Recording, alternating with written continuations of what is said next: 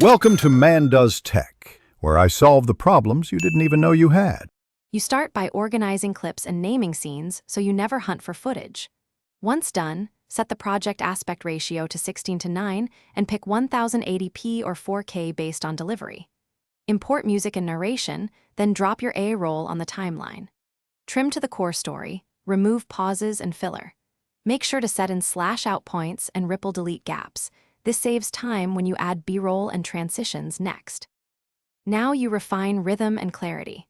Layer B-roll to hide jump cuts and reinforce visuals, and plan cuts to the beat of your edit. Adjust audio. Target dialogue around -6 dB and apply music ducking near -12 dB when someone speaks.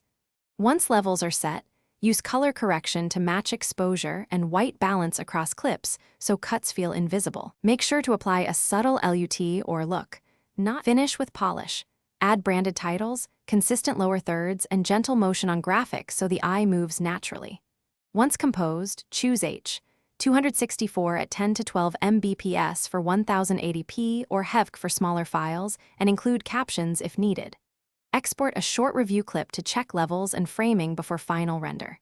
If you hit sync issues or playback glitches, relink media, render the timeline, and clear Imovie cache. That usually resolves timing and corruption problems quickly. Thanks for watching. If you found this helpful, don't forget to like and subscribe.